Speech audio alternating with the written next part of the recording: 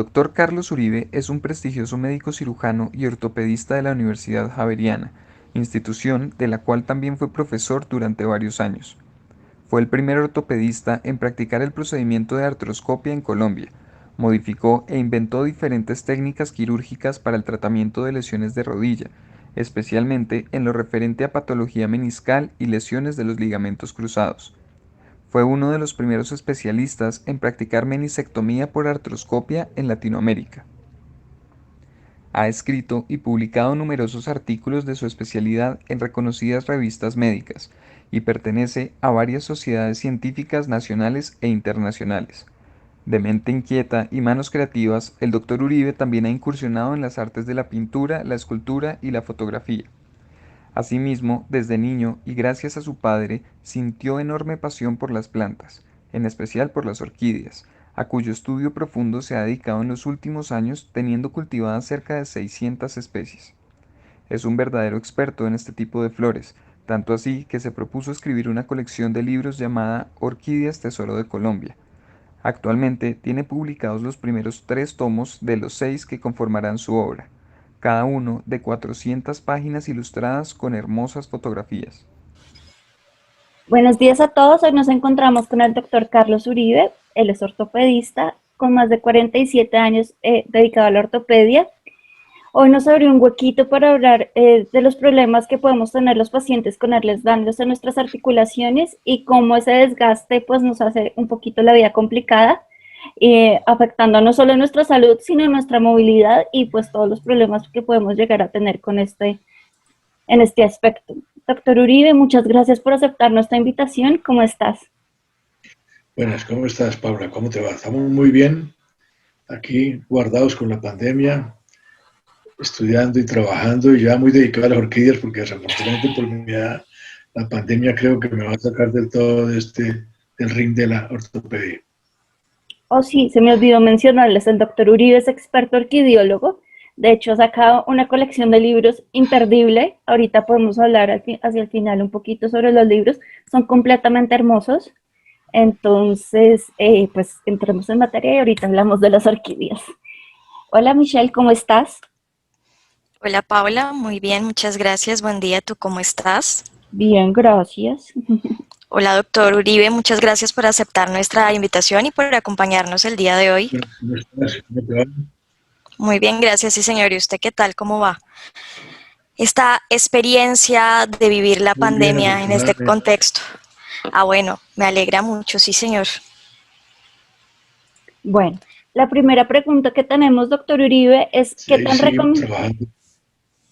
¿qué tan recomendable es la cirugía de displasia en un paciente con Ehlers-Danlos?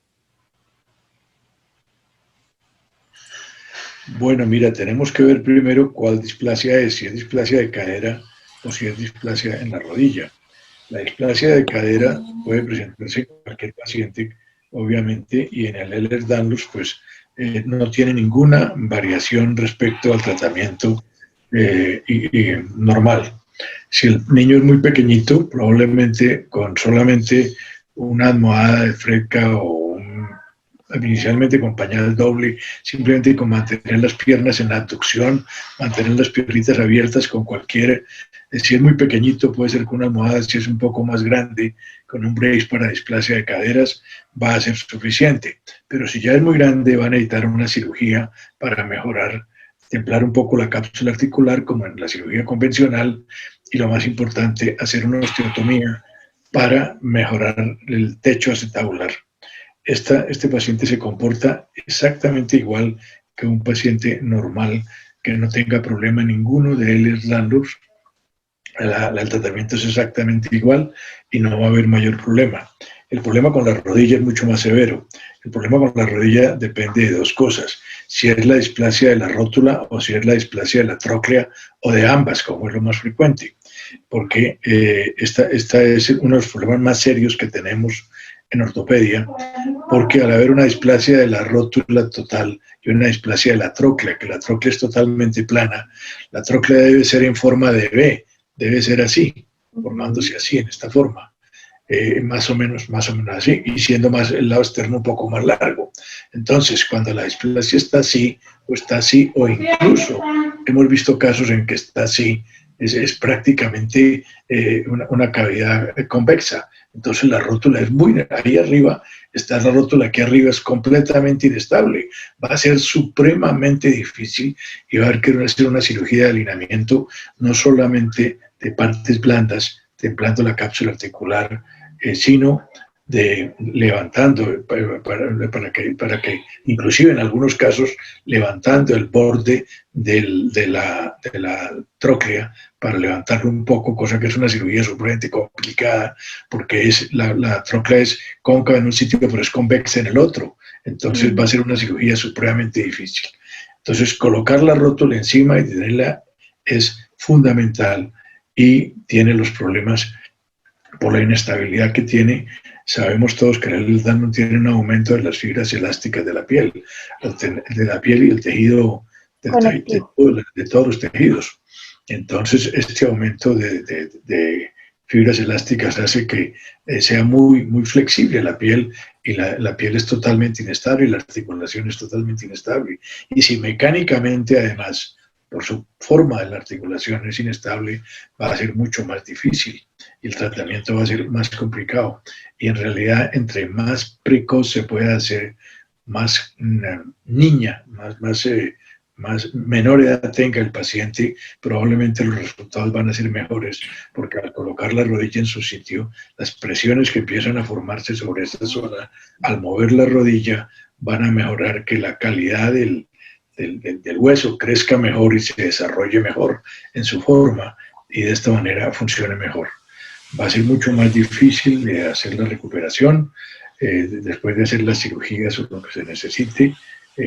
Vamos a tener que hacer una fisioterapia muy cuidadosa, vamos a tener probablemente que usar un brace para ayudar a tener la rótula en su sitio, para que con el tiempo, a medida que el paciente va creciendo, se vaya desarrollando mejor la tróclea, vaya mejorando la displasia, y no solamente la displasia de la tróclea, sino la displasia de la rótula. Esas rótulas tienden a ser planas. Normalmente las rótulas también, vistas desde abajo, también se ven así, también parecida a como se ve la tróclea. La tróclea la van a ver así y la rótula la van a ver así. Entonces, encaja una sobre otra formándose en muy buena forma. Entonces, si se va desarrollando eso mejor, entre el niño más pequeño sea mejor se puede hacer ese tipo de cirugía. Teniendo en cuenta que el niño muy pequeño, cuando no ha terminado de crecer, probablemente la parte ósea va a ser muy difícil de tratar porque, además del problema de la tróclea en la displasia de rótula, está que la inserción del ligamento rotuliano, o sea, el tendón rotuliano, va a estar muy externa y esa no se va a poder cambiar hasta que no esté completamente desarrollada la tuberosidad anterior y madura la tuberosidad anterior de la tibia. Si no está completamente desarrollada, no se puede tocar porque se dañaría y se tiene una tragedia. Eso es un problema supremamente complicado y no se debe hacer hasta que termine el crecimiento óseo. El crecimiento óseo, haya madurado el crecimiento óseo. Pero entonces toca hacerlo solamente sobre partes blandas y eventualmente una osteotomía incluso sobre la parte de la superficie de la rótula, que es una cirugía supremamente difícil por lo que te digo. Ella es convexa en este sentido, pero es convexa en este. Entonces va a ser muy complicado estar donde está. Cuando está así, va a ser muy levantarla para estar así, para que quede en esta forma. Va a ser supremamente difícil. Entonces vamos a tener problemas relativamente serios con eso. Entonces la cirugía será solamente sobre partes blandas y va a ser mucho más difícil de detenerla y habrá que ayudarle además con un brace para que con el desarrollo, el crecimiento, se vaya haciendo un poco más profunda la tróclea y se vaya haciendo más vertical y más también en forma de V la rótula para que encaje y mecánicamente tenga algo de ayuda, no solamente de las partes blandas, que en el caso de los blandos son supremamente de mala calidad, por lo que son extremadamente laxas. Entonces uno las templa y ellas se acomodan muy rápidamente a esa laxitud y pueden volver a quedar laxas. Entonces a veces se pueden requerir varios templamientos, digamos, de eso. Es bien difícil el problema en el Ehlers-Danlos con el problema en la rótula. Y eso es lo que ocurre cuando se disloca la rodilla, ¿cierto? Se subluxa la rodilla y queda mal posicionada. Se subluxa, en el Ehlers-Danlos ocurren dos problemas. Uno, la rótula, que se subluxa la rótula o se lateraliza o se luxa del todo y permanece totalmente luxada todo el tiempo. Eso es un problema, pero otro problema que hay es que la falta, la laxitud de los ligamentos hacen una cosa que se llama el recurvatum, que es una rodilla que hiperextiende demasiado y se va en recurvatum. Eso es un problema bien complicado también en el Ehlers-Danlos y en general en la rodilla cuando hay un recurvatum grande. El recurvatum hiperextiende la rodilla, tiene la ventaja de que con un levantamiento, con un poco de tacones, usando un poco de tacón, es difícil que la pierna se vaya en recurvatum. Entonces, de esta manera se puede ayudar con solamente usando un poco de tacones a que el recurvatum se pronuncie. Pero el recurvatum, al hacer la fuerza, puede ir estirando cada vez más y puede llegar a ser recurvatum tan graves que yo tal vez solamente vi uno en mi vida, que la rodilla se luxaba hacia adelante. La rodilla está así normalmente, estirada, recta, hiperextiende 2 grados no solamente, y en recurvatum hiperextiende mucho más. Y cuando hiperextiende demasiado puede llegar a hacer esto, que se subluce hacia adelante. Eso es rarísimo, es supremamente grave, porque uno puede templar las estructuras posteriores, es una cirugía complicadísima y vuelve a ponerse laxa. Entonces, al poner tacón, la pierna no se puede ir en recurvatum porque tiene que hacer hiperextensión en el pie, y al estar en tacón hacia adelante, la pierna se proyecta hacia adelante y se ayuda muchísimo. Entonces, tiene esa ventaja que se puede ayudar muchísimo con eso. Doctor, con el uso del tacón. ¿Qué tipo de tacón es recomendado para el manejo del recurvato?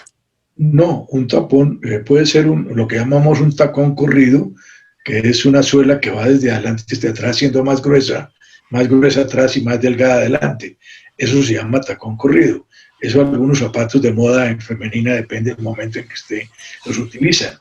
Pero de todas maneras que no sea un tacón puntilla, que sea un tacón ancho, que no vaya a ser un tacón tipo puntilla para una niña que eventualmente con los problemas de laxitud que hay en el cuello de pie va a producir laxitud del ligamento, tanto el colateral externo como el colateral interno del pie, y puede producir esguinces del cuello del pie. Entonces es rupturas de ligamentos. O incluso un poquito más ancho en la parte de abajo que el tacón para que dé más estabilidad. Pero lo que llamamos un tacón corrido funcionaría supremamente bien, y eso ayuda a que se evite el recurvato. Vale, doctor, muchas gracias. Otra pregunta, doctor, aquí continúan. Antes de pasar a la siguiente pregunta, habías mencionado algo sobre cuando estabas explicando el tema de la displasia de cadera, y mencionaste un concepto que agradezco si por favor me lo explicas un poco, el techo acetabular. Cuando estabas explicando un poco de la displasia de cadera, hablaste del techo acetabular. ¿Qué es el techo acetabular y cuál es la relación con la displasia de cadera? Bueno, el techo acetabular es el techo normal que tiene la cadera. Normalmente los niños, cuando nacen, esta es la pelvis, todo esto es la pelvis y aquí está el techo acetabular y esta es la cabeza femoral. No sé si alcanzo, estoy mirando para tratar, pero te voy a apagar. Yo tengo una pantalla muy grande aquí detrás, la voy a apagar porque me hace mirar para allá, para mirar solamente el televisor, y entonces nos podemos ver mejor. Entonces, este es el techo acetabular, esto, y aquí está la pelvis, y aquí está la cabeza femoral, y ahí está el fémur de abajo, ¿ok? El niño nace en esta forma, nace no displásico, un poquito hacia arriba, y al estar haciendo la fuerza, la cabeza femoral hacia adentro, el techo va creciendo y va haciendo esto, hasta que llega prácticamente a 0 grados.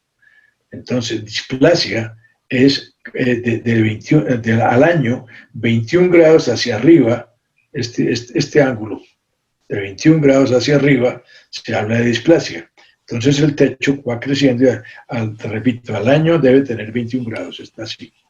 Entonces él sigue creciendo y va haciendo esto a medida que la cabeza femoral le va haciendo fuerza para que se desarrolle bien.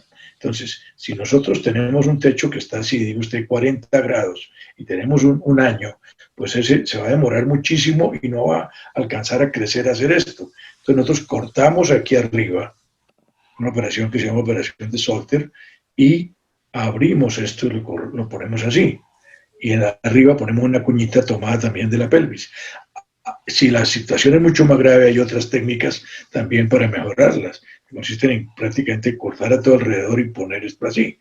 Son técnicas mucho más complicadas, pero la más común, digamos, es la operación del doctor Solter. Es un doctor canadiense que desarrolló esta técnica y que ha sido la gran solución para la gran mayoría de los pacientes. Con esta técnica, en pacientes niños pequeños, si se hace a tiempo, funciona muy bien. En pacientes ya un poco más grandes hay que hacer otro tipo de técnicas que no vale la pena que nos pongamos a hablar de eso. Pero la operación clásica, la operación de Solter, que se hace más o menos al año de edad, un poco más, hacia los 2, 3 años, puede funcionar supremamente bien y ayuda al desarrollo acetabular. Una vez que pongamos el techo más así, está haciendo más fuerza el acetábulo, la cabeza hacia adentro del el acetábulo se va a desarrollar mejor por la presión que le está haciendo. Y esto, como la cabeza es el acetábulo es una cavidad esférica y la cabeza es centrada, al estar es mucho más estable en este sentido. Una vez que le ponga ya hacia abajo el techo. Entonces, al ser estable en este sentido, siempre va a hacer fuerza hacia adentro, y al hacer fuerza hacia adentro permite que el organismo crezca y crezca el acetábulo y se desarrolle y forme un acetábulo perfectamente normal. Desde ese punto de vista, en el Ehlers-Danlos, por la estabilidad mecánica que le da el ser una esfera metida dentro de otra, ayuda a que sea más estable y no tienen tanto problema con la rodilla. Se desarrolla perfectamente normal como en cualquier paciente, que es lo que traté de decir. Ok, vale, doctor, muchas gracias. Doctor, ahora continuando con las preguntas, ¿cómo consideras que es adecuado manejar los diferentes problemas articulares? Sé que hay muchos que se pueden llegar a presentar en un paciente con Ehlers-Danlos, como puede ser esguinces, fracturas, luxaciones, los dedos en gatillo, entre otras afectaciones que conozcas y que puedas resumirnos un poco que suelen ser frecuentes en el Ehlers-Danlos. Sí, cualquier lesión articular, la lesión articular más frecuente en un paciente común y corriente que no tenga ninguna enfermedad es el esguince del tobillo. El esguince del tobillo es muchísimo más frecuente, obviamente, en el Ehlers-Danlos. Entonces, ¿qué hay que hacer con eso? Y si hay un paciente que está haciendo muchos problemas con un tobillo, probablemente elevar un poco el lado externo y la suela del zapato en un paciente que tenga un esguince permanente del tobillo. ¿Qué hace? Al ser el lado externo del tobillo, elevamos el pie hacia afuera. No sé si estamos viéndolo. En el pie vamos a poner el pie aquí. Estamos aquí, el pie, le levantamos el pie hacia afuera, así. No sé si alcance a ver. Lo ponemos hacia afuera. Y entonces de esta manera los ligamentos externos del tobillo se están acercando, y de esta manera al acercarse hay menos chance de que se tengan que ir hasta el otro lado. Pero ¿qué es lo que pasa con eso? No solamente es acercarlos, es que el patrón general de posición del paciente se está cambiando. Al estar utilizando el pie hacia afuera, su patrón a nivel mental se está cambiando y está sabiendo que al tener el pie así, si el pie está así hacia afuera, cuando va a llegar, así es el esguince, así cuando se tuerce y jala la estructura externa y rompe el ligamento aquí. Pero si está aquí y lo tenemos así, estos puntos se acercan y el patrón a nivel cerebral de posición está así. Entonces, cuando el pie está haciendo ya así, el paciente está ya dando la orden a la musculatura de que se contraiga y no lo deje luxar. Entonces, la elevación del lado externo del tacón ayuda a que el paciente sea más estable. Y esta es muy importante en los pacientes con Ehlers-Danlos cuando están presentando esguinces del pie. En todas las demás articulaciones, pues una de las maneras que tenemos que hacer para mejorar todo eso es mejorar la fuerza muscular. Y el Ehlers-Danlos es clave la fuerza muscular del paciente. Los controles que da la fuerza muscular es el control más importante que puede tener la articulación a todo nivel. Si estamos hablando de la rodilla, tener un cuádriceps fuerte y tener unos flexores fuertes es importantísimo. Pero en la rodilla el músculo cuádriceps es fundamental, fortalecerlo al máximo. ¿Y cómo vamos a fortalecerlo? Si estamos haciendo con la rodilla así, doblando y estirando permanentemente, pues estamos maltratando la rótula, y si tenemos una displasia de la rótula, la estamos subluxando cada vez. Entonces debemos hacerlo con la rodilla en extensión o máximo en 20 grados de flexión. Un poquitico de flexión nomás, un poquitico, muy poquita flexión. Todo el tiempo al hacerla en extensión estamos fortaleciendo el cuádriceps y de esta manera estamos estabilizando la rótula. El cuádriceps es probablemente el estabilizador más importante que tiene la rótula. Entonces, en rodilla es importantísimo tener un buen cuádriceps. Pero también es importante tener unos buenos flexores para evitarnos que nos caigamos. Y una cosa importantísima en los pacientes, en todos los pacientes, pero en el Ehlers-Danlos más fundamental, es enseñar a caer a los pacientes. Es importantísimo, el paciente debe caer. ¿Y cómo debe caer? Debe caer tratando de rodar. Es difícil eso de explicarlo, pero si ustedes caen con las manos así, caen de frente, no apoyan a toda gana, pues, se van a tener esguinces en la mano o van a tener fracturas en la mano si caen totalmente de frente.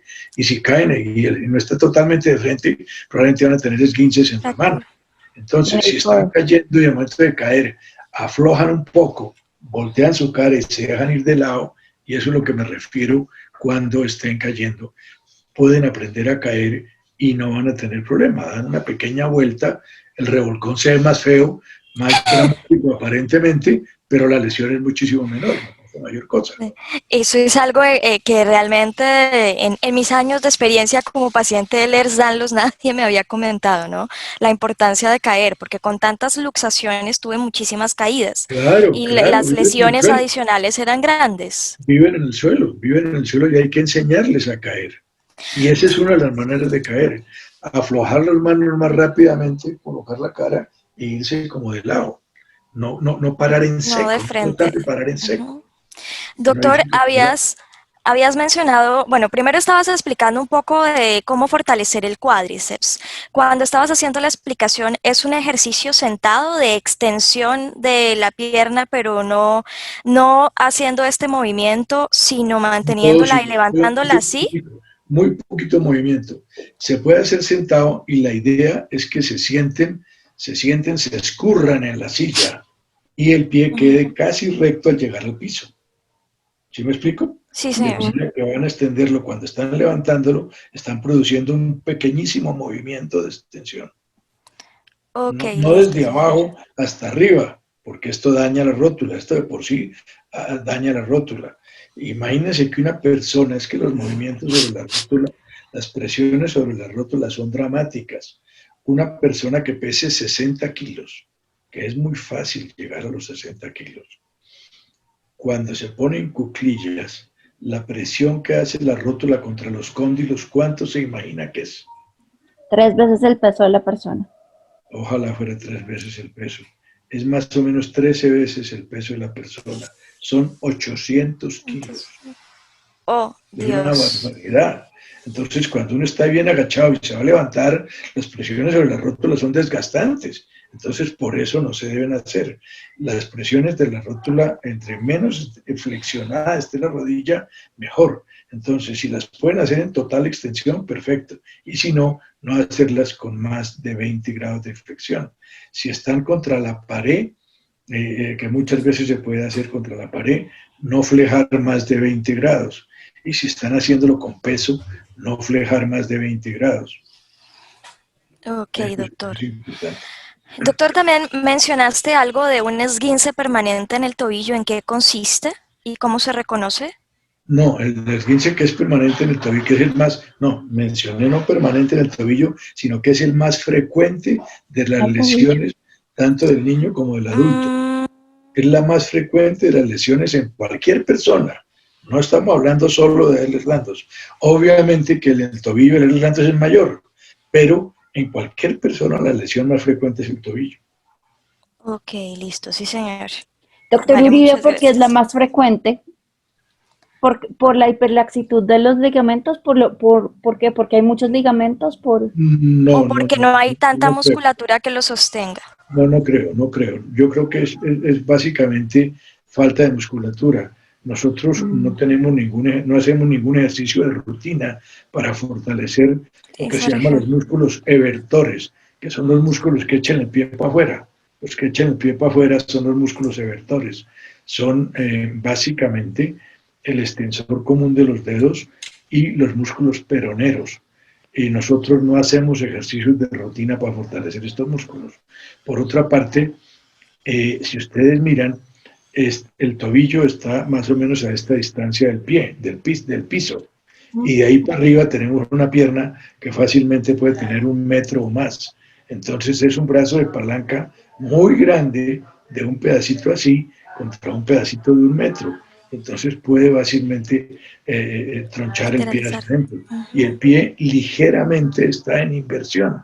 Si nosotros vemos por el arco del pie, el pie ligeramente está en inversión. Entonces es muy fácil, si estamos teniendo un brazo de palanca aquí de 1 metro de para arriba, aquí solamente 10 centímetros de para abajo, hacer más fácil, así es muy fácil.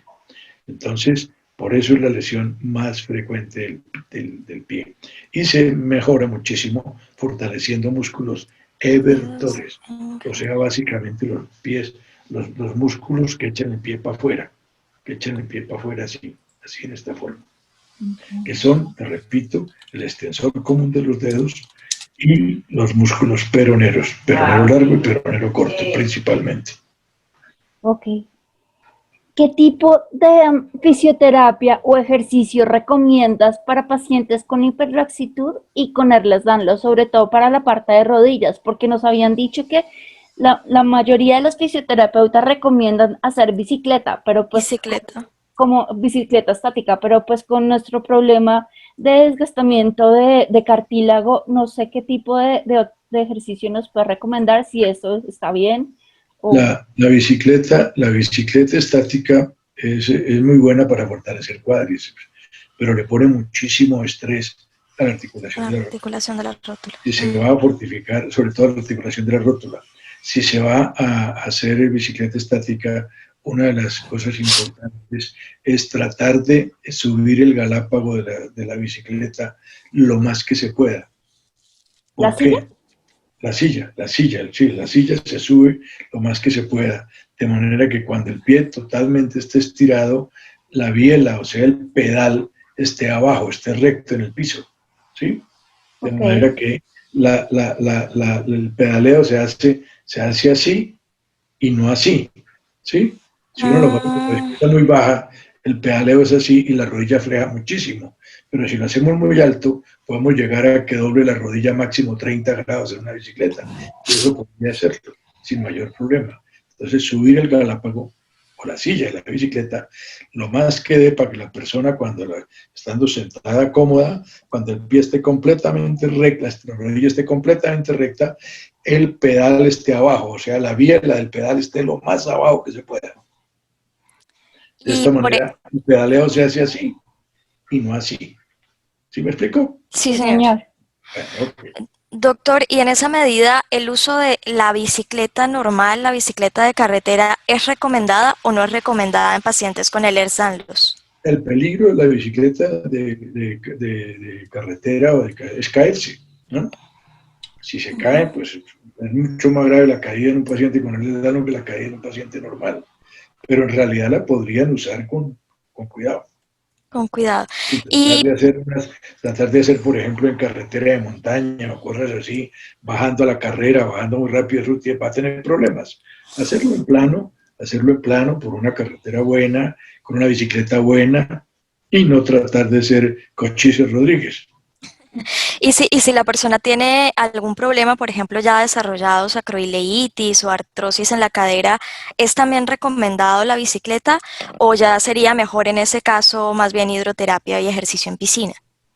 Mira, la sacroileitis es frecuente, lamentablemente, en el Ehlers-Danlos, a pesar de que la articulación de la sacroiliaca prácticamente no tiene movimiento. los pacientes con Ehlers-Danlos pueden tener un poco más y pueden tener incluso subluxación de la sínfisis púbica también y moverse la pelvis en este sentido, cosa que es un problema. Eso se ayuda mucho con una faja carioca normal, común y corriente, como las fajas que utilizan las señoras para no verse con la barriga, que no le vea la barriga.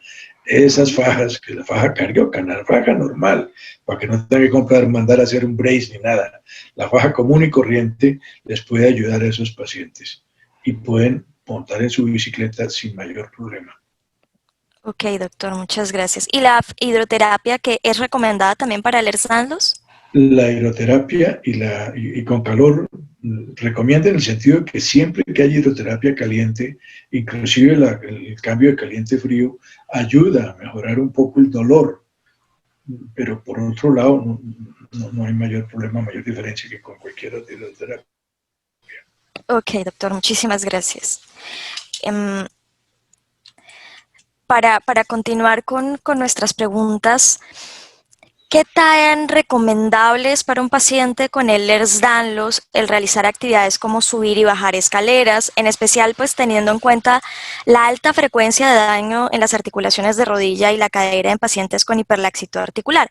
Como habíamos mencionado, los problemas de luxación recidivante de rótulas o incluso la sacroileitis, la artrosis de cadera y todos esos problemas que vienen como consecuencia del desarrollo normal de la enfermedad, ¿se agravan o empeoran, por ejemplo, con actividades que son cotidianas para otras personas, como es el subir y bajar escaleras? Mira, para la cadera no hay ningún problema. Para la cadera, si la cadera está bien registrada, está bien sentada, la cadera no tiene problema. Pueden subir y bajar escaleras, no va a haber ningún problema de esto. Pero para la patelofemoral sí hay problemas. Tratar de usar las caderas en lo menos posible es importante, porque cuando ya hay artrosis de rodilla, las rótulas van a sufrir muchísimo subiendo y bajando escaleras. Y curiosamente uno sufre más bajando que subiendo. Sí, señor. Sí, sí, señor. Eso parece que fuera como raro, ¿no es cierto? Porque se hace mucho más fuerza para subir que para bajar. ¿Y sabes por qué es eso? No, señor. Bueno, cuando estás subiendo, tú con 60 grados de flexión solamente puedes subir una escalera sin problema, ¿no? Con 60 grados de flexión, que es poquitico. Pero para bajarla necesita 120 grados de flexión. El escalón, cuando la pierna que queda arriba se tiene que doblar muchísimo más para poder bajar. Y hace un ratico estamos hablando de que la rodilla, entre más flejada, entre más grados de flexión tenga, más presión tiene. ¿Te acuerdas cuando hablamos de los que estaban en cuclillas? Sí, señor. 800 grados de flexión, entonces entre más flexión se tenga, la cadera la rodilla va a sufrir más. Entonces por eso les duele más para bajar que para subir, cosa que parecía absurda, pero no es así, es por eso.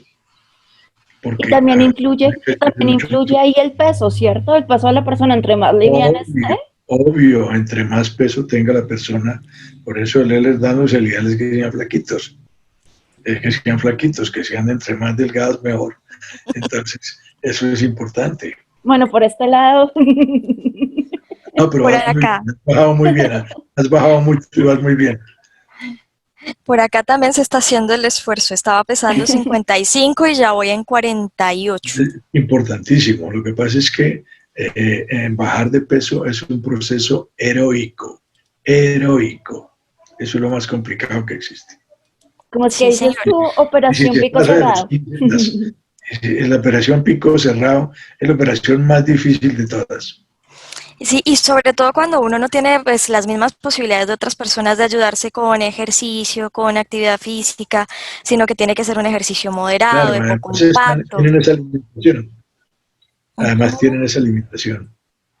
Hay una máquina que les podría ayudar mucho a los pacientes de Ehlers-Danlos, que yo pienso que podría ser el ideal si van a utilizar alguna máquina, que es la elíptica. Las elípticas, hay muchas clases de elípticas. Hay una que es la bicicleta elíptica, esa no es tan buena, porque el pie en realidad funciona haciendo un círculo. es igual que una bicicleta. La elíptica, el pie hace un movimiento de elipse bastante larga, y entre más larga sea esa elipse, por eso hay unas elípticas más, digamos, más elípticas que otras, por así decir algo, uno ve a la persona caminando de lado en la elíptica y entre más larga sea la elipse que hace el tobillo, es mejor y tiene una ventaja, y es que es de bajo impacto, fundamental para el paciente con Ehlers-Danlos, pero es de alta energía, o sea que el consumo de energía es mayor. Entonces yo pienso que la elíptica podría ser el vehículo o el aparato ideal para un paciente que quiera hacer ejercicio en una máquina que tenga Ehlers-Danlos.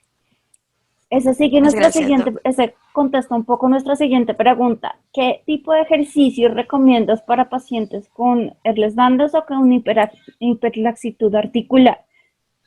Sí, cualquier ejercicio que fortifique la musculatura a todo nivel, porque como te digo, como la inestabilidad es en todas las articulaciones, es en hombros, es en codo, es en manos, es en pies, es en rodillas, es en cadera, en todas partes, hay que fortalecer absolutamente todos los músculos. Hay que hacer ejercicios de abdominales, son fundamentales para mantener bien la columna. Hay que hacer ejercicios tanto de inclinación lateral como inclinación lateral para la columna. Hay que fortalecer los músculos espinales altos para tratar de mantener la columna lo más derecha que se pueda, tratar de mantener elásticos los espinales bajos para que la persona tenga menos lordosis, y entonces los ejercicios de tronco, los ejercicios son fundamentales. Pero además de eso, como hay elasticidad en los hombros y hay problemas en los codos, hay que tener buenos tríceps, buenos flexores de codo, buenos extensores de codo, los deltoides, hay que tener todos buenos, y estos ejercicios es importante hacerlos en todo sentido. En la rodilla ya habíamos hablado de que no hacerlas con mucha flexión, y a nivel del tobillo, que habíamos hablado que si se necesitan hay que hacer ejercicios para afuera, haciendo casi que con pesas un poquito hacia afuera, para mejorar los músculos que templan la parte externa del pie, que es para proteger la parte de los ligamentos externos, que son mucho más susceptibles de lesión que los ligamentos internos, porque el pie primero anda menos en inversión y al tener más extensión va a mejorar más todos los músculos externos. Entonces eso es fundamental para todos. Y creo que si alguna máquina puede ser buena para hacer eso, podría ser esa máquina que, te repito, la elíptica, y entre el trazo sea más elíptico, que no sea así, haciendo un círculo completo. ¿Más elongado? Haciendo esto, viéndolo como o más recto, ¿no? Viéndolo como de lado, que no sea esto, que es un círculo perfecto, sino que sea esto. Se levanta un poquitico apenas así. Okay. Esa es la elíptica, eso es lo que hace la elíptica. El pie está haciendo esto. El pie, que se vea que en el pie se hace esto y no que haga esto, que es como si fuera una bicicleta o una escaladora. Doctor Uribe, ¿qué tan recomendable es el uso de pesas para el fortalecimiento de la musculatura? Pues las pesas, hay dos tipos de ejercicio. Hay dos tipos de ejercicio, que son ejercicios estáticos, ¿no? Y ejercicios que van moviendo completamente. Desde ese punto las pesas son importantes, pueden ayudar muchísimo a hacerlas con ejercicios más repetitivos que más de esfuerzo. Es decir, no tener demasiado peso, sino que sean muy repetitivos, porque el demasiado peso también puede tener problema para producir y aumentar la artrosis de la articulación. Sobre todo si se está haciendo, en el momento que esté estirando, se le está yendo la mano. Entonces, con un ejercicio, con una pesa pequeña, probablemente lo va a manejar mejor que con una pesa muy pesada. Entonces, las pesas pequeñas pueden ser mejores, pero sí se pueden hacer ejercicios con pesas suaves. Doctor, y por ejemplo, los pacientes con Ehlers-Danlos en el caso mío, tipo 3, tenemos, además de los problemas de luxaciones articulares, frecuente dolor crónico tanto en las articulaciones como en la musculatura. Por ejemplo, ¿qué recomendarías que no fuese a nivel de medicamentos, de manejo del dolor a través de medicamentos, para ayudar a aliviar un poco ese dolor que es típico en los pacientes del Ehlers-Danlos con tipo 3? Sí, este es un problema porque el Ehlers-Danlos no solamente afecta por inestabilidad de articulaciones, afecta también los pulmones, afecta los riñones y afecta todo el tejido conjuntivo. Y al estar afectado todo el tejido conjuntivo puede producir dolores sobre todas las partes. El tejido conjuntivo está en todas partes. Todos los músculos tienen tejido conjuntivo, todos los ligamentos tienen tejido conjuntivo, todos los tendones tienen tejido conjuntivo. Entonces, en estos sitios puede haber dolor intrínseco de ese tejido conjuntivo que está enfermo. Entonces, esto es un problema. Básicamente, ejercicios suaves pueden ayudar a mantenerlo, los músculos fuertes y las articulaciones fuertes y evitar un poco el dolor. Sin drogas, pues lo demás sería utilizar drogas comunes y corrientes. Vale, doctor, muchas gracias. Continuando con Se me quedó una tus pregunta en el explicaciones. tintero, Michelle. Dime. Doctor Uribe, ¿qué tan recomendable es el uso de banda elástica para un paciente con Ehlers-Danlos? Esa es su experiencia. Bueno, esa es una buena pregunta. La banda elástica básicamente no es el ideal para ningún ejercicio. Ustedes van a decirme por qué si todas las fisioterapeutas usan banda elástica. La banda elástica es muy buena para un ejecutivo que tiene que hacer ejercicios todos los días y que viaja todos los días en avión, porque llevar las pesas en avión pues es un problema. Va a tener que pagar exceso de peso. La banda elástica no pesa nada y hay diferentes tipos de banda elástica, desde las más flojitas hasta las más fuertes. Más resistentes. Pero, ¿qué problema tiene la banda elástica? ¿Qué se imaginan ustedes que tiene la banda elástica? Las articulaciones. Las articulaciones son para funcionar todo el tiempo con el mismo peso. ¿Sí? Y hay una cosa supremamente importante en la fuerza muscular, que es que entre más estirado esté el músculo, más fuerza tiene, y entre menos estirado esté, menos fuerza tiene. Eso es parte de una cosa que se llama la ley de... Ay, se me olvidó en este momento el señor que entre otras cosas es el único premio Nobel de Medicina de Argentina. Se me olvidó en este momento la palabra del señor. Bueno, no importa. Los músculos, entre más estirados estén, más fuerza tiene. Ley de Starling se llama la ley. Ley de Starling. Entre más estirados, más fuerza tienen, y entre menos estirados, menos fuerza tienen. ¿Cuál es el objeto de esto para la naturaleza de la persona? Cuando más estirados tienen, las fuerzas, cuando uno empieza a contraerlas, son fuerzas mucho de compresión de la articulación. Y a medida que va doblando, el brazo de palanca, el ángulo de aplicación de la fuerza que viene desde aquí, va mejorando. Y cuando está aquí, la fuerza está haciendo una fuerza perfecta para acabar de doblar. Entonces, cuando está más estirado, le cuesta más trabajo. ¿Sí me explico? ¿Sí queda claro el concepto? Entonces, al estar estirados, por eso tienen que tener más fuerza. Y por eso es que las articulaciones tienen las prominencias. Para la prominencia es desviar un poquito el índice de llegada del músculo, que es el ángulo de aplicación de la fuerza, que se llama así el ángulo de aplicación de la fuerza, porque entre más perfecta es el ángulo de aplicación. Aquí, por ejemplo, está jalando de aquí, está haciéndome 90 grados para cerrar. Está perfecto, pero así estás comprimiendo la articulación antes. Entonces, por eso se necesita más fuerza para estar estirado. Pero por otro lado, a medida que se va flejando, va perdiendo la fuerza para que la fuerza vaya siendo la misma durante todo el tiempo. Y el músculo, haciendo la misma fuerza muscular durante todo el tiempo, vaya haciendo la misma fuerza y no tenga el cerebro que entre más cerrado esté, disminuir la cantidad de fuerzas que están contrayéndose para que el músculo ya no se venga más rápido. No sé si me explico. Si usted está en una fuerza máxima y se viene rápidamente, tendría el cerebro que ir desconectando una cantidad de fibras para que la fuerza no se hiciera. Al hacerla así, que se disminuye per se la fuerza muscular, la fuerza la hace todo el tiempo lo mismo y la fuerza está haciendo regularmente un movimiento anatómico convencional perfecto. Entonces, por eso las fuerzas disminuyen mientras está haciendo este esfuerzo. Y esta es la razón por la cual los ejercicios que se hacen estáticos con la fuerza, cuando está estirado completamente para hacer la rodilla, por ejemplo, es el momento en que el músculo está, teóricamente está con menos fuerza. Entonces puede poner la fuerza que quiera y no produce tanto daño sobre la articulación. Y esto para todas las articulaciones es así. Entonces, esto es importante que lo sepan. Ok, gracias. Michelle, puedes continuar ya, qué pena. Bien, doctor, desde su conocimiento y experiencia, ¿cuál es su opinión en relación con la osteotomía de alineación de tibia en pacientes con síndrome de Ehlers-Danlos o en pacientes con hiperlaxitud articular? Y en ese sentido, ¿qué tan recomendable es emplear material de osteosíntesis en pacientes con Ehlers-Danlos?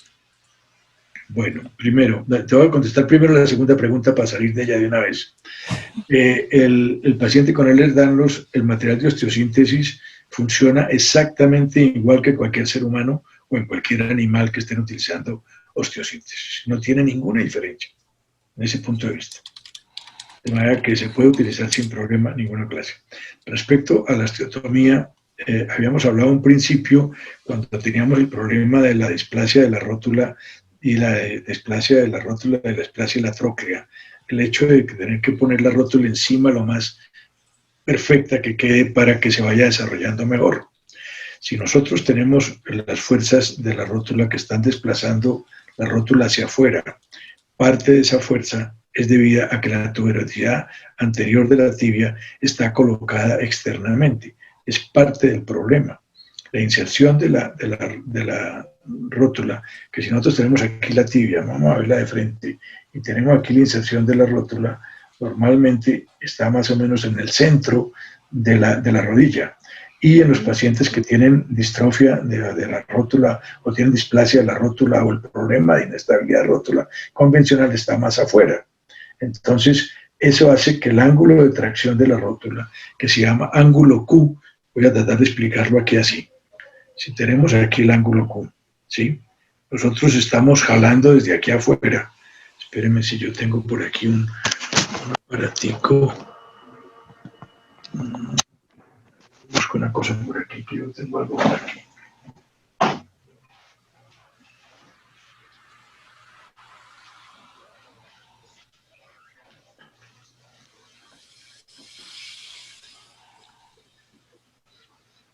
Tenemos este aparatico aquí. ¿Sí? ¿Lo ven? Esta es la rótula. Esta, el centro. Y estamos así inclinados. ¿Sí? El ángulo de fuerza viene desde aquí. Y la rótula viene desde aquí. El tendón está insertado aquí en el tubo. Y nosotros jalamos de aquí. Miren lo que hace. Trata de correrse para afuera. ¿Sí ven cómo trata de irse hacia afuera? Sí, señor. O le dé la luz para que se vea bien que se va hacia afuera. ¿Sí ven? Se estira. Al estirarse, trata de echarse para afuera. Entonces, si nosotros este turupe que está aquí afuera lo ponemos más acá, cuando jalemos, ese ángulo de tracción de la fuerza va a ser menor. Normalmente ese ángulo Q está en este ángulo. Es alrededor de 8 grados, es esto. Entonces, cuando jala, trata de llevar la rótula hacia afuera. No, que lo vean bien. Trata de irse muy poquito hacia afuera al estirar. Pero si está así, trata de irse muchísimo hacia Hay mayor afuera. tracción. Hay mayor tracción hacia afuera. Esa tracción del ángulo Q, del ángulo de tracción, se llama ángulo Q porque es ángulo del cuádriceps. Lo lleva hacia afuera y eso hace que se vaya para allá. Entonces, se vaya hacia afuera. Si lo tenemos más pequeño, va a tratar de hacerse mejor. Y los músculos, que además tienen la rótula, tiene unos músculos que es el vasto interno, que jala la rótula hacia adentro, y mientras el ángulo Q lo jala hacia afuera. Entonces, si nosotros ese tendón que está insertado aquí, lo pasamos para acá, más adentro, esa tracción hacia afuera que hace el ángulo Q, la estamos disminuyendo. Entonces es fundamental para estabilizar la rodilla. Entonces, y se debe tratar siempre en los pacientes que tienen Ehlers-Danlos. Casi que es más frecuente, necesaria hacerla en el ángulo de Ehlers-Danlos, aunque siempre empezamos con fisioterapia. generalmente el paciente con inestabilidad por Ehlers-Danlos es más importante que hacerla incluso que en los pacientes que no tienen Ehlers-Danlos con el mismo problema de rótula. Entonces es fundamental cortar la tuberosidad, desplazarla hacia adentro y fijarla con un tornillo. Eso es fundamental. Y es importante también que se espere el tiempo de consolidación convencional para la cicatrización adecuada y que hay gente que conozco personas que hacen el ejercicio mucho antes, inclusive llegan a desprender el ángulo y ha subido un poquito el tendón. Y eso ha pasado varias veces porque el paciente hizo demasiado ejercicio al principio. Hay que estarse quieto, hay que inclusive, si es necesario, hay que enyesarlo, aunque últimamente no enyesamos a nadie, simplemente le recomendamos que no haga el ejercicio por un tiempo mientras cicatriza adecuadamente el tendón. Además, cuando ya hay problemas de artrosis, no solamente lo llevamos hacia adentro, que es correr el tendón en esta forma, hacia adentro, este es el tendón. Estamos así, lo llevamos hacia adentro, sino llevarlo hacia adelante. Visto de lado queda así, que este triángulo. ¿Qué pasa? Mejoramos el brazo de palanca con que está trabajando el tendón. Y al mejorar el brazo de palanca tiene que hacer menos fuerza para mover la rodilla. Y al hacer menos fuerza para la rodilla hay menos presión patelofemoral. Y al haber menos presión patelofemoral hay menos tendencia a formar artrosis. Entonces, cuando llega el caso de artrosis, que hay complicaciones, hacemos esto para mejorar el dolor porque hay que hacer menos fuerza para poder mover la rodilla. Entonces, no solamente lo llevamos hacia adentro, sino hacia adelante. Lo sacamos visto de lado, queda así. Llevamos hacia adentro así y lo llevamos para adelante. Y le ponemos aquí en este huequito que queda, en ese triángulo que queda, le ponemos un injerto. Eso hace que haya menos necesidad de fuerza para mover la rodilla y lógicamente para tener el paciente parado. Entonces, al mejorar eso, vamos a tener menos problemas de presión y menos problemas de presión y menos problemas de dolor. Entonces, doctor Uribe, esa cirugía que dices que ponerle para mejorar el ángulo Q y ponerle el tornillo o el material de osteosíntesis, ¿se puede hacer a cualquier edad? ¿O tiene que haber terminado crecimiento el paciente? Tiene que terminar crecimiento porque el cartílago de crecimiento de la tibia no es como todas las articulaciones. En todas las articulaciones en general, el cartílago de crecimiento es como un plato. Visto de frente así, visto de lado así, crece para arriba. Pero en la rodilla, visto de lado, no solamente es así el plato aquí, sino que tiene aquí, porque el ligamento llega aquí. Entonces el cartílago de crecimiento baja. ¿Y baja por qué? Para que crezca también y mantenga la tuberosidad en su sitio. Si fuera recto y la tuberosidad estuviera por debajo, a medida que va creciendo la tuberosidad se iría alejando, y al irse alejando iría jalando la rótula y llegaría un momento en que la rótula podría llegar por debajo de la articulación. Y ese es el peligro que se corre si se hace antes de que se haya cerrado. Que empieza a bajarse la rótula va a echar para abajo, porque empieza a crecer arriba, no crece en el lado y va hacia abajo y la rótula se va bajando, va siendo jalada por la tuberosidad, por la tuberosidad que está creciendo, porque ya está aislada. Entonces la tuberosidad debe crecer aparte. Entonces hay que esperar a que termine el crecimiento la tuberosidad para poder funcionar. Doctor, una pregunta. Después de una osteotomía de alineación de tibia en una persona adulta, ¿es posible que haya incremento de la tuberosidad tibial o eso no suele ser común? Perdóname, pero te perdí un pedazo, me quedó un pedazo sin sonido. Repíteme la pregunta, por favor. En una persona adulta con cirugía de osteotomía que le han hecho la cirugía, digamos, después de los 16, 18, 20 años, puede tener incremento posterior de la tuberosidad tibial, y si ese es el caso, ¿por qué razón se ve como avulsionada la tuberosidad tibial después de la cirugía? No, la cirugía muchas veces se hace ligeramente inclinada para llevarla hacia adelante. Habíamos dicho que nosotros tenemos, entre más adelante esté la tuberosidad, mejor ese brazo de palanca con que trabaja el cuádriceps y menos fuerza tiene que hacer. Entonces, generalmente se ve, es porque mecánicamente la cortamos un poquito al sesgo y al cortarla le queda un poquito más adelante. Eso es bueno que quede más adelante. Ok, sí, señor. ¿Qué pasa por ejemplo, ¿qué pasa, por ejemplo, cuando en ese paciente que que dijiste que conocías el caso, que había roto el tendón, ¿qué se puede hacer? ¿Cómo se puede hacer para que no se dañe el injerto del No, no es ángulo que se Q? rompe el tendón. No es que se rompe el tendón, es que la tuberosidad se desplaza un poquito hacia arriba, hace esto, se desplaza hacia arriba y queda un poquito más alta y lógicamente la rótula se sube un poquito. Si la cosa es muy pequeña, como normalmente ocurre, no hay mayor problema, pero si es muy alta, inclusive tocará reoperar y volver a bajar el tendón. Es que yo fui ese paciente. Usted está paciente, yo sé. Yo fui ese paciente. El paciente rebelde. Doctor, ¿y qué tan frecuente es, por ejemplo, la aparición en pacientes de Ehlers-Danlos de calcificaciones en los tendones y cómo es el manejo de esas calcificaciones? ¿Estos no son los osteocitos? Bien, no, hay dos cosas distintas. Uno son los osteofitos, que son las osificaciones que se producen alrededor de una articulación que está con desgaste de cartílago. Esa parte. Estos generalmente, estos osteofitos se hacen para aumentar la estabilidad de la rodilla o el sitio que sea la articulación.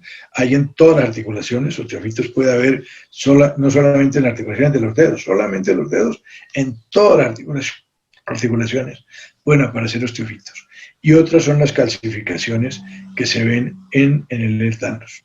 En el Ehlers-Danlos, muy intenso, en las zonas de clases, si mal no estoy, la clasificación del Ehlers-Danlos va de 1 a 6. En los casos menores, tiene la ventaja de que con la edad la articulación se va endureciendo, los ligamentos se van endureciendo y ya no son tan elásticos y ya se disminuyen muchos de los problemas.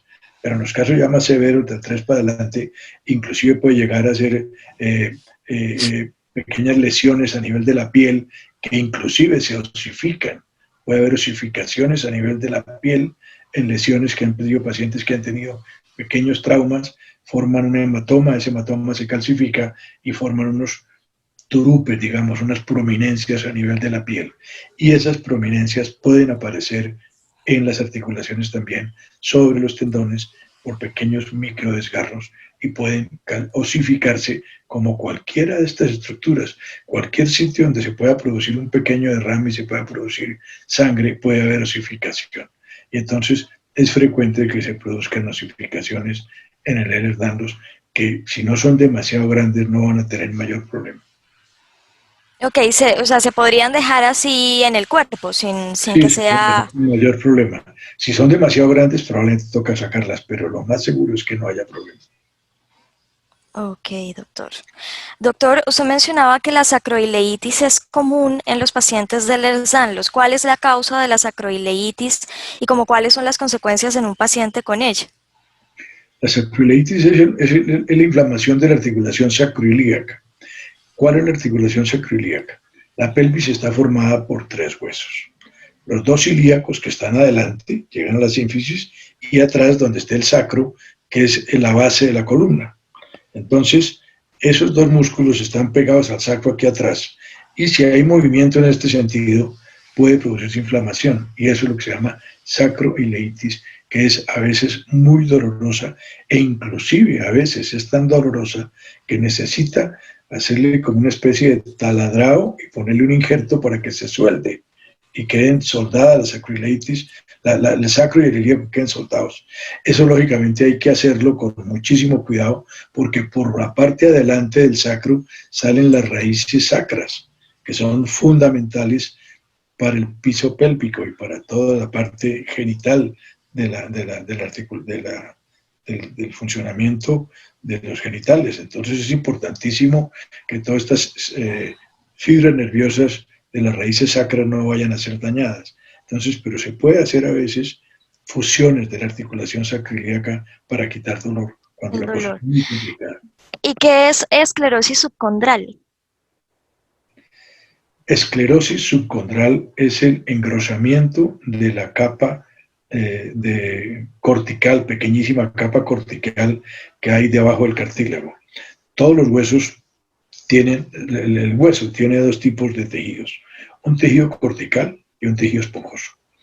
El tejido esponjoso es el tejido que está en las puntas de los huesos, en la parte, cuando uno está comiéndose un pollo, la parte gruesa, está al lado del cartílago, ahí debajito está la parte gruesa de la articulación, y esa parte gruesa de la articulación, por dentro está el tejido que forma los glóbulos rojos, que va a formar los glóbulos rojos y los glóbulos blancos, parte de los glóbulos blancos, porque partes son hechos en el vaso, partes son hechos allí. Entonces este tejido es fundamental y es el tejido esponjoso. Ese tejido esponjoso es el que tiene y produce los glóbulos rojos y parte de los glóbulos blancos. En el sacro es un hueso esponjoso todo y tiene las partes de corticales también en la parte cortical, la parte de puro fuera del sacro es toda tejido cortical, es una pequeñísima capa de tejido cortical. Y en todas las articulaciones, si ustedes ven un fémur, el fémur está aquí está el tejido esponjoso en el centro de la cabeza femoral, y la cascarita del hueso alrededor del hueso esponjoso es un tejido cortical de gran fortaleza. Este tejido, que es debajo del cartílago inmediatamente, a veces se esclerosa, es decir, se ve más grueso y forma esta esclerosis. En los casos de artrosis, siempre ese tejido se está engrosando, porque ya el cartílago se ha acabado y se engruesa. Y eso es lo que hablamos de esclerosis subcondral. Esclerosis subcondral. Es un tipo... Y ese es un grueso del tejido que se va, era parte del tejido esponjoso que tenía una capita delgadita de grueso de tejido cortical que se engruesa más. Y por eso se llama esclerosis subcondral. Eso es parte ya de la artrosis. Eso ya se ve, cuando ya hay artrosis, se ve siempre esclerosis subcondral y ya habla de desgaste de cartílago. Es decir, siempre que hay esclerosis subcondral, ¿hay artrosis? ¿Sería como sinónimo? Generalmente se ve por la artrosis. Okay. Hay casos de algunas enfermedades en que también se engruesa sin que haya artrosis. Como por ejemplo, ¿qué tipo de enfermedades? ¿Autoinmunes podría ser? ¿Qué dice? No. Hay una enfermedad que se llama, espérame a ver si me acuerdo cómo llama. Yo para los nombres soy malísimo. Hay una enfermedad per se que produce esclerosis de los huesos, que inclusive uno de los nombres que se llama es fragilitas ósea, porque se rompen muy fácil. Se llama, produce un aumento de esclerosis y a su vez es más débil, es como un contrasentido. Pero de todas maneras, te repito, la esclerosis es generalmente en problemas de artrosis. Doctor, y pues un poco cambiando de tema y más bien desde mi propia experiencia personal, ¿qué tan, no sé cómo hacer esta pregunta, o poco común es ver a un paciente que tiene a su vez Ehlers-Danlos y espondilitis anquilosante? La espondilitis anquilosante es una enfermedad bien complicada. Se llama también las vértebras como en bambú, porque se ven totalmente las vértebras se van esclerosando en los espacios entre disco y disco, y las vértebras se van volviendo así, y por eso se llama espondilitis esclerosante, porque es en la zona de las vértebras donde se van esclerosando todas. No es común que esté con el Ehlers-Danlos. Creo que hay muy poquitos pacientes que lo pueden tener ambas. Son dos enfermedades aparte. Desafortunadamente, un paciente con Ehlers-Danlos la puede tener como puede tenerla cualquier paciente. Así como puede tener el paciente con Ehlers-Danlos, puede tener otras enfermedades encima, además.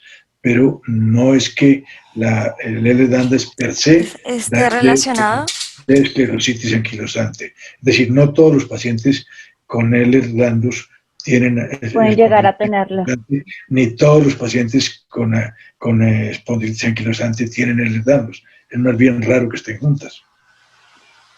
¿Y podría generar complicaciones el tener esas dos patologías juntas? El problema es que la espondilitis anquilosante, pues la articulación la rodilla se va volviendo, la columna se va volviendo cada vez más rígida.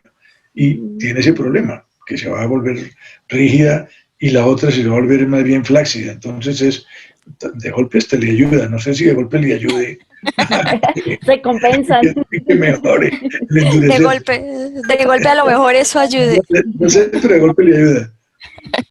Ah, ok. Si no es que yo soy ese paciente con las dos patologías, pero sí, a veces, Estoy ayudando, tienes que mantener ejercicios para mantener la columna derecha. Probablemente tomarte unas radiografías para ver que tu columna esté derecha y si no está derecha, hacer un brace para que te mantenga la columna derecha y si se queda rígida en esa posición, pues se va a arreglar un problema. vale, listo, sí, señor. Tengo una Muchas pregunta. gracias. ¿La espondilitis anquilosante es hereditaria, es genética o es autoinmune o qué tipo de enfermedad es? Mira, la espondilitis anquilosante en general es familiar, pero no es necesariamente genética. Lo mismo que dicen que el Ehlers-Danlos es genético, que se da genéticamente siempre, pero desde ese punto de vista sería hereditaria siempre. Y yo no creo, desde ese punto de vista, creo que es más familiar, que hay pacientes en cada familia que pueden tenerlas y convertir varios pacientes de la misma familia, pero puede dar saltos entre una familia y otra. De manera que desde ese punto de vista no es totalmente No es hereditaria, genética. no es hereditaria como tal, ¿sí? Lo mismo que Ujú, pasa con la espondilitis anquilosante. La espondilitis ok. Ok. anquilosante es una enfermedad más bien rara. Sí, nunca la había oído escuchado, solo Michelle es el primer caso que conozco.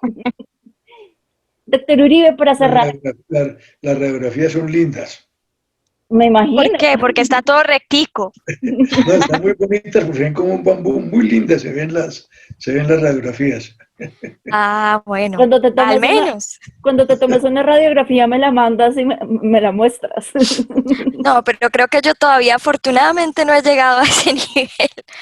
Creo que es más frecuente que se desarrolle la rigidez en la columna vertebral, o sea, la columna de bambú, en hombres que en mujeres. Creo que esa Sí, es una ventaja de género, es una ventaja, sí, señor. mm, afortunadamente. ¿Por qué? ¿Qué implica que sea mujer o hombre? No, ahí No, pues sí, si le va mejor a las mujeres que a los hombres, pues bienaventurado sea el sexo.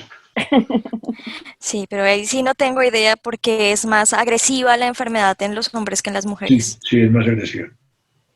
Mm, Bueno, ah, bueno. para cerrar, doctor Uribe, cuéntanos un poquito sobre los factores de crecimiento. ¿Qué es? ¿Cómo se está implementando? ¿Qué beneficios trae para los pacientes como con Ehlers-Danlos o a todos los pacientes, pero pues en especial en este caso a los pacientes como nosotros? Cuéntanos un poquito, por favor. Bueno, es una pregunta interesante porque es una pregunta en que nadie cree. Los colegas, la gran mayoría de los colegas no creen en los factores de crecimiento. Eh, Creo que en parte por terquedad, en parte no sé si, creo que puede llegar a ser imbecilidad, pero bueno, vamos a hablar de los factores de crecimiento. ¿Qué son los factores de crecimiento?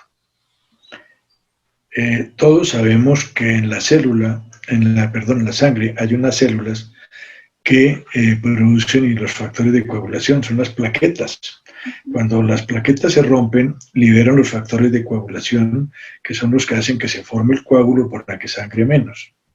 Pero además de eso, dentro de las plaquetas hay unos nódulos que contienen unos factores que se llaman los factores de crecimiento, que al romperse también se liberan. ¿Y esos factores de crecimiento qué son? No son para que uno sea más grande, no son para que crezca más grande como la gente cree, que van a inyectar eso y va a crecer más. No, son factores de crecimiento celular. Al liberarse en el momento en que hay una herida, liberan estos factores y tienen muchas funciones estos factores. ¿Cuáles son las más importantes? Primero, hay 200 más o menos por estudios con estos de proteínas, que se revisan exactamente por una cosa eléctrica se establecen las proteínas, no me acuerdo el nombre exacto en este momento, se sabe que hay unas 200 sustancias distintas dentro de los factores de crecimiento, de las cuales hay unas 90 que se le conocen ya las funciones. Unas muy importantes son las proteínas transformadoras beta, son 27 proteínas distintas por el proceso de electroforesis, ya me acordé la palabra, es que se han encontrado que son 200 sustancias distintas. Estas son 27 proteínas, y estas proteínas, unas son para formar cartílago, otras son para formar hueso, otras son para formar cartílago y hueso, y hay 27 de estas y cada una va por un ladito más que por otro. Forma más hueso o más proteína o más cartílago o más lo que sea. Entonces, estas proteínas, al inyectarlas en el organismo, concentradas, van a producir muchos arreglos de algunos de los problemas que ya había en el organismo. Como son en general cicatrizantes. Todas estas sustancias son para que cicatrice más rápido y por eso se liberan cuando hay una herida. Entonces son cicatrizantes todas ellas. Cicatrizantes de un tejido más o de un tejido menos. Unas hacia cartílago, hacia tendón, hacia músculo, hacia todos los tejidos, exactamente hacia las células, hacia las neuronas, hacia absolutamente todo, ayudan a que cicatrice más rápido. Y estas, te repito, hay unas, se llaman 27, que son transformadoras beta. Hay una sustancia fundamental, maravillosa, extraordinaria, que es una especie, digamos, comparándolo con un antibiótico, que se llaman las trombocidinas. Las trombocidinas son unas sustancias que se funcionan igual que un antibiótico, sin ser obviamente un antibiótico, van dentro del organismo y unas matan los virus, otras matan las bacterias y otras matan los hongos, hasta el punto de que hemos tenido pacientes con enfermedades por hongos, con artritis por hongos, artritis fúngicas, tratadas con esto, con remisión inmediata. Digo inmediata porque la pusimos a las 10 de la mañana y a las 6 de la tarde me llamó el paciente que estaba bien. ¿Y por qué se lo pusimos? Porque había que hacerle una cirugía para lavarle la articulación, pero la droga con que se iba a lavar la articulación no existía en ese momento en Colombia. Ya no había en Colombia, había que importarla y mientras la importábamos demoraba una semana. Entonces le dije, mira, yo acabo de leer que existen las trombocidinas, me acaba de llegar un artículo en que existían las trombocidinas, entonces dije, inyectemos esto, a ver qué pasa. Yo hago lo que usted diga, es un paciente médico, venía de los Estados Unidos inclusive, porque ya no le hicieron el diagnóstico de la artritis por hongo, yo se lo hice con solo el interrogatorio, y entonces cuando le hicimos la prueba, estaba llena la prueba de ácido de líquido articular, estaba llena de hongos, la vimos en el laboratorio y lo mandamos cultivar y eran cándidas, y se hizo todo el estudio y cuando ya llegó la droga, ya el paciente estaba prácticamente curado. Esa misma noche me llamó por la tarde y decía, hombre, estoy mucho mejor, al otro día me siento bien, lo volví a ver, inclusive a la semana le volví a poner otra dosis de factores intraarticular y el paciente no necesitó cirugía para tratarse. Esa es la importancia de las trombocidinas. Algunos pacientes con osteomielitis le hemos colocado factores y se han ayudado a curar de esa osteomielitis con esa parte. De manera que las trombocidinas son fundamentales y es otra cosa importante. Existen otra serie de factores, no recuerdo los nombres, todo tiene su nombre, pero unos son para formar capilares, es decir, mejorar los vasos sanguíneos. Otras son para mejorar la calidad del vaso sanguíneo por dentro, de formar el endotelio vascular. Son específicas para eso, para que el endotelio vascular se forme rapidito, para mejorar la cicatrización. De manera que todos estos son factores que cicatrizan y que los estamos usando hace 17 años para mejorar. Hay un factor de los que todavía no se conoce cuál es, pero quita dolor cuando hay pacientes con dolor. Y entonces, desafortunadamente, no hay un trabajo de investigación como tal. Para que haya un trabajo de investigación se necesita hacer que se llame lo que se llama triple ciego. Y es que el paciente no sepa qué le están poniendo, que el médico que lo está utilizando no sepa qué está usando. Y la persona que está estudiando a los pacientes a ver si le sirvió o no le sirvió, tampoco sepa qué se usó. Eso por eso se llama un trabajo triple ciego. Entonces, un trabajo de investigación para que sea del grado máximo de factibilidad, del grado máximo de lo que se llama la, yo lo llamo la invisibilidad, son ciegos en esto, pero para que sea un trabajo al máximo de excelencia estadística, tiene que tener todos estos requisitos y es imposible hacerlo prácticamente, inclusive desde el punto de vista ético, porque, por ejemplo, tendríamos que sacarle la sangre al paciente que le tocó, que no le tocó factores y botarla. Y probablemente se podría, haciendo parte del trabajo esto, que el paciente aceptara que fuera así, pero de todas maneras seguiría siendo botando la sangre para que el paciente fuera. Es muy complicado hacerlo para que el paciente, el médico que ya lo está utilizando, tenga una sustancia que tenga las características muy de apariencia parecidas. similar a la inyección para saber si puso la cosa o no era así. Es bien complicado hacerla. De manera que es un trabajo que será muy difícil de hacer. La FDA, que es la que acepta el uso de las drogas, ya tiene, por ejemplo, para el uso de artrosis, comparada con el ácido hialurónico, ya tiene trabajos de investigación en que dice que es mejor que el ácido hialurónico. Y por eso se está utilizando con alguna regularidad, aunque desafortunadamente en Colombia somos muy pocas las personas que lo utilizamos, para quitar el dolor en articulaciones que están con lesiones. Lo que yo he visto es que si el paciente es bien alineado, es decir, que si no tiene varo ni valgo, no es cascorbo, no es rodilla junto, patio apartado, le funciona supremamente bien. Y tenemos ya pacientes con 17 años de inyección, se le ponen 3 inyecciones 2 veces al año y todavía no necesitan prótesis. Se necesitaban la prótesis hace 17 años. La articulación se sigue destruyendo, la articulación está en muy mal estado. Uno dice, ¿con qué puede caminar esta persona? Pero no les duele. Esta persona que les digo yo que ya lleva 17 años, empezamos cuando tenía 40 y pico de años, que era una contraindicación casi por edad de ponerle una prótesis. Ya necesitaba la prótesis en ese momento, todavía no la tiene, inclusive la osteonecrosis que se veía, que era una de las razones por las cuales necesitaba la prótesis, desapareció. Y la articulación está muy mala, pero juega tenis 2 veces a la semana y dos veces al año se le coloca, ni siquiera 2 veces al año, porque es cada 8 meses más o menos que empieza a sentir los dolores, vuelve, se le ponen 3 inyecciones más y dura otros 8 meses sin dolor. Y así tengo muchos pacientes. Hay un colega que trabaja conmigo, que siempre le dije, trabaja conmigo, y yo iba a Barranquilla muchísimo a operar, y le decía, pongamos factores, y me decía, no, profe, eso no se necesita, no le pongamos factores. Un día vino a una cirugía de una pariente que quería estar aquí con ella. Cuando acabamos la cirugía le dije, acuéstese aquí en la sala, no le había dejado ni limpiar la camilla, acuéstese aquí, sáquele, Clarita, sáquele los factores. Y me dijo, ¿cómo va a ser posible? No, le dije, vaina, ¿cómo, doctor Uribe, cómo hace esto? Profe, ¿cómo me va a hacer esto? Y le dije, no, señor, le vamos a poner factores.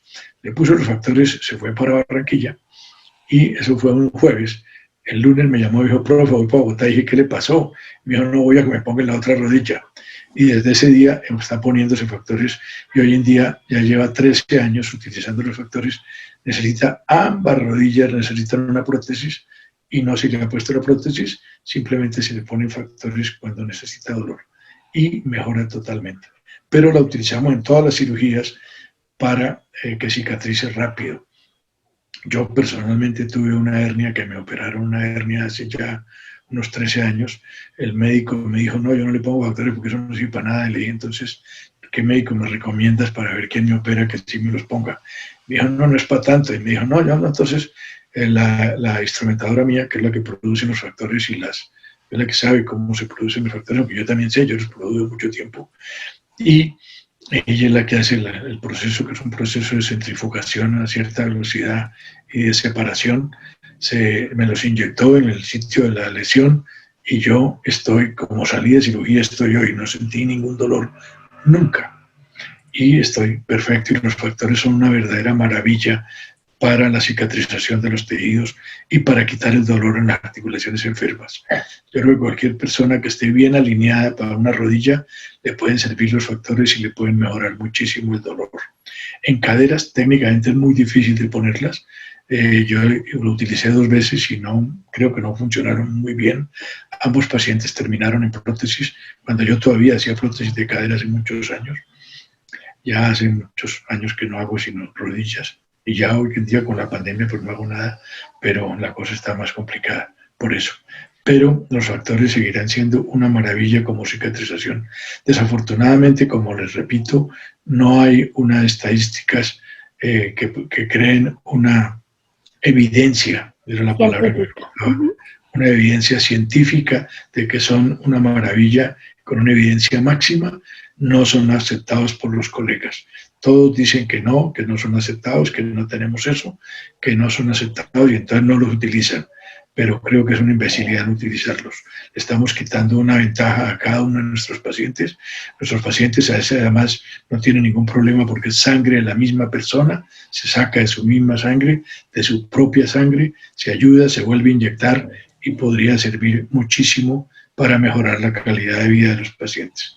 Yo lo estoy utilizando hace 17 años. Hoy en día que estoy retirado, es lo único que sigo haciendo. De vez en cuando los pacientes me piden que lo siga haciendo, lo sigo colocando con muy buen éxito. Ese proceso que se hace, se saca la sangre, se pone en la máquina, se centrifuga y se separan los factores del plasma.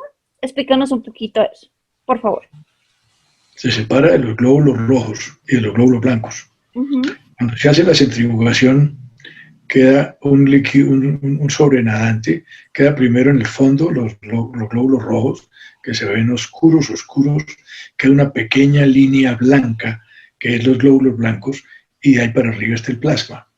Ese plasma, la parte de arriba del plasma, pues no tiene muchos factores.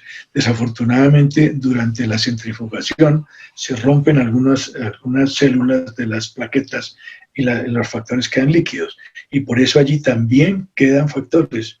Y por eso allí los estamos utilizando inclusive cuando inyectamos la parte de abajo del plasma. Hay que tratar de que no entren glóbulos rojos. Cuando entran glóbulos rojos, pueden producir inflamación en la articulación y pueden producir dolor el primer día. Entonces el ideal es que quitar la mayor cantidad posible, pero que no entren glóbulos blancos. O sea, hay que llegar con la pipeta exactamente hasta el borde donde están los glóbulos blancos sin sacar glóbulos blancos y se dejan 1 milímetro más o menos por encima para que no se vaya ningún glóbulo blanco y no moleste. Y esa parte de abajo, que es la parte puro abajo, lo que está en la articulación, prácticamente de la mitad hacia abajo, son la calidad de los factores. Eso es lo que estamos inyectando y lo que funciona y lo que ayuda muchísimo a la cicatrización de los tejidos. Y tenemos, por ejemplo, pseudartrosis. Son fracturas que no han consolidado, que llevan años sin consolidar. Se les inyecta directamente en la zona de pseudartrosis bajo visión con un intensificador de imagen y más o menos en 45 días están completamente cicatrizadas. Tenemos más de 80 pseudartrosis que han pegado completamente solamente con la inyección de los factores. De manera que es una maravilla. Creo que los pacientes que tengan artrosis con Ehlers-Danlos, si están bien alineados a nivel de rodilla, les puede funcionar muy bien. Lo mismo a nivel de tobillo, probablemente también les va a funcionar muy bien por un tiempo. No sabemos qué tanto tiempo, pero ya llevamos 17 años con algunos pacientes y todavía están sin prótesis, cosa que es muy importante.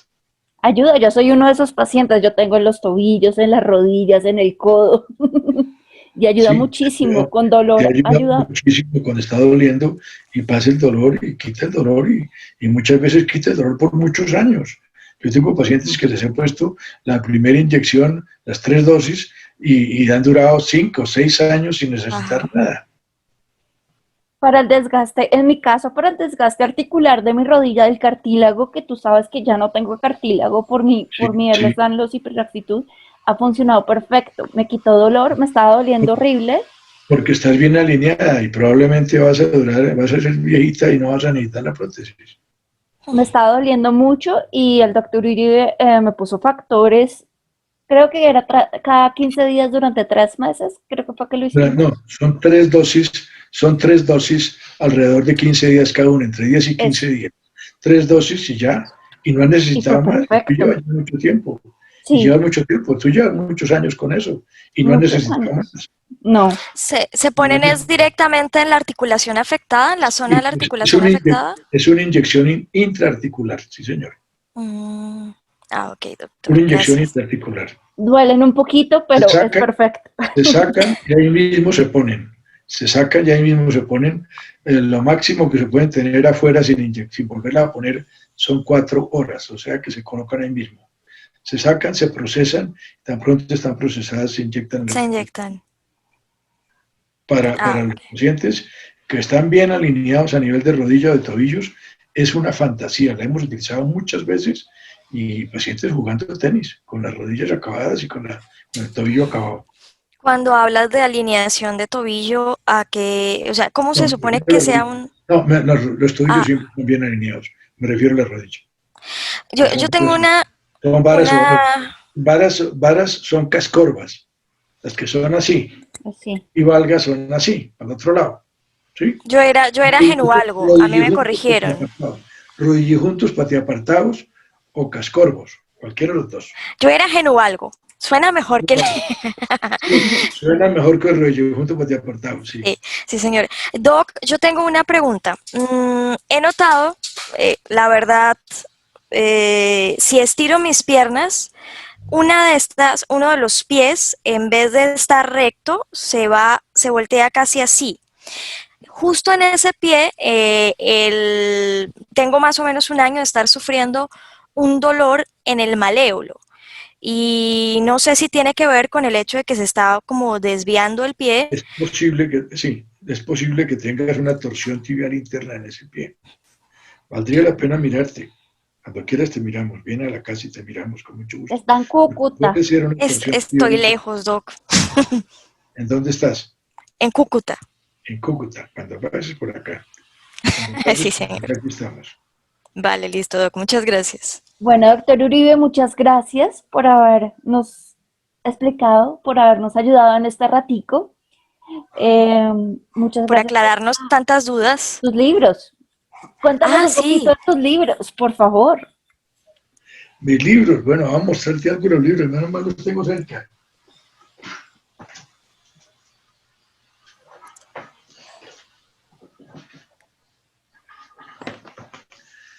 Mira, estos son los libros. Estos son los libros.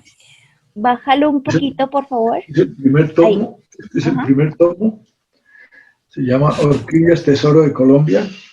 En el primer tomo está una parte inicial de cómo son las orquídeas, cómo funcionan, cómo es su hábitat, etcétera, cómo son las orquídeas desde el punto de vista como flores. Y después empieza en la parte interna una gran cantidad de fotografías. Se describe cada capítulo, cada género de orquídeas, y que es en realidad un capítulo, y después se sigue con todas las orquídeas. El segundo género, en la primera parte, habla, este es un libro, la primera parte es un epidendrum, ahí está un epidendrum, que es un epidendrum erica, en honor a la esposa del doctor Haxeter, que fue el que me ayudó a clasificar todos los epidendrum, la autoridad mundial más importante en epidendrum, y me ayudó a clasificar todos los epidendrum, que son estas, que es una gran cantidad del libro, tiene epidendrum.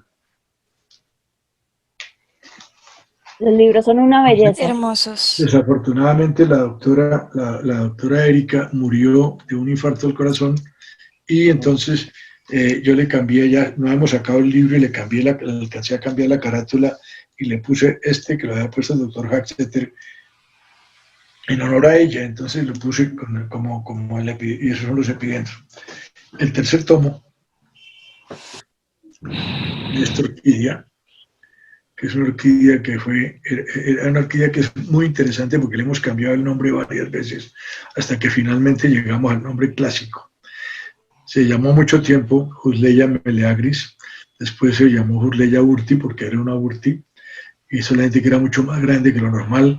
Cuando vimos que podía ser, se llama Husleya grandiflora, y así figura en el libro, como Husleya grandiflora. Y después estuvimos estudiando mucho más porque la Husleya me volvió a florecer. Desbaraté la flor, hicimos todo el análisis de la flor, que no lo hemos hecho nunca, inclusive con el padre Ortiz, que era la autoridad máxima que ha habido en Colombia, en orquídeas colombianas, y descubrimos que era una especie nueva. Entonces se llama Husleya Cristina. En este momento, en honor a Cristina. Mi señora antes se llamaba Husleya urti clon Cristina. ha sido premiada en muchas exposiciones internacionales, como le digo, tiene muchos nombres y finalmente llegó a su nombre final. Y el libro es una belleza porque además contiene todos los lepantes, que son flores muy pequeñitas. Todas estas flores tienen pequeñas, algunas son de 2 milímetros y tienen la cantidad de texturas más importante que ustedes se pueden imaginar y solamente son hechas así de perfectas por la gran calidad de las cámaras que tenemos ahora. Las cámaras son cámaras de 45 megapíxeles y esta florecita que tiene solamente 2 milímetros de larga, Divina. miren la cantidad de texturas que puede tener adentro, tiene una cantidad de detalles impresionantes. Maravillosos. Entonces, todos esos detalles, y estos son los lepantes. Tiene, por ejemplo, esta que son lepantes alvarezi, que es una belleza en la parte posterior de la página. Estamos trabajando en este momento en el 4º tomo, y yo creo que van a salir 5 tomos. De golpe, si me emociono mucho, salen 6, porque apenas llegamos a 400 páginas, ahí paramos. Doctor Uribe, ¿dónde los pueden conseguir? La gente que está interesada en conseguirlos. Ay, mira, los pueden conseguir, los tengo en mi consultorio y en mi casa, pero la parte más importante es la editora. Y espérate, no tengo el nombre, el número de la editora aquí. Ay, qué lío no haber tenido ese detalle aquí, pero no lo tengo.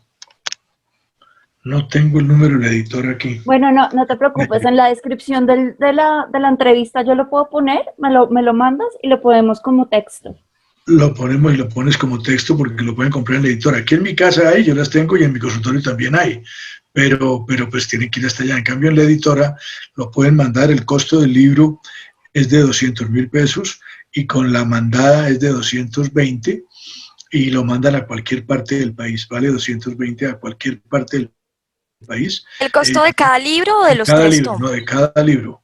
Es que mira, es un regalo, es un libro de 400 páginas, tú viste el tamaño. Es un libro de una calidad espectacular, todo color, 400 páginas en colores. Yo no cobro absolutamente nada por lo que el trabajo mío. Lo que se está cobrando ahí es el valor del libro como tal, como de la editora.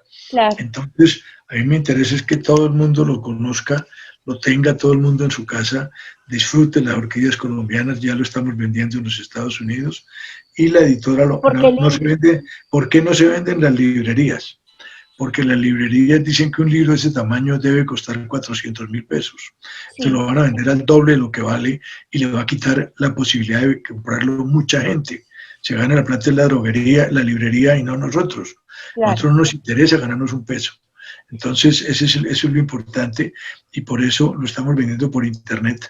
Te voy a mandar el teléfono para que lo manden. Claro que sí, sí, señor. Bueno, lo pueden comprar directamente también en la editora que queda en el barrio Los Andes, aquí en Bogotá, y ahí valdría solamente los 200.000 pesos. No pagan el excedente. Ok. No pagan el excedente. ¿A través de qué link o de qué portal lo pueden conseguir en Estados Unidos? No, estoy en las mismas, estamos en las mismas, pero Tranquilo. Te lo voy a mandar todo eso. Te voy a mandar todo eso porque no lo tengo. Y lo tenía, pero es que no tengo la billetera aquí. Yo no tengo no te preocupes. La billetera, pero no la tengo aquí. Nos demoramos mucho ir a buscar. No te preocupes. Yo lo pongo todo como descripción de la entrevista en texto para que la gente interesada pues se contacte con la librería, con la editora o a través del portal si es fuera del país. Sí, perfecto. Bueno, muchas gracias por tu tiempo, por tu paciencia. Gracias a ustedes. Yo voy a hacer. Espero que les sirva, espero que les ayude y sobre todo que les ayude a la gente que tiene este problema que es muy serio. Yo voy a hacer invitación, yo sé que no es propiamente el área, pero en realidad el derecho lo permea todo. Y yo soy editora de una revista académica, la revista Academia de Derecho de la Universidad Libre de Cúcuta. Cordialmente invitado, doctor, si viene a ser o evaluador de nuestra revista o autor de nuestra revista si quieres publicar algo. Hay muchos temas en salud que se relacionan de manera directa con el derecho. Entonces, si tienes algo, y cordialmente invitado a participar de nuestra revista Academia de Derecho. Muy amable, muchas gracias. Muchas gracias. Entonces, cuando me necesiten, ahí estoy. Muchas Listo, sí, gracias. señor. Muchísimas gracias por tu colaboración, por tu apoyo y por brindarnos toda tu experiencia y conocimiento en este pequeño espacio que no alcanza a sumar todo lo que se podría decir, pero que esperamos contribuya bastante a aclarar las dudas de los pacientes con síndrome de Ehlers-Danlos y de sus familiares y conocidos. Sí, señora, muy bien. Que estén muy bien, muchas gracias.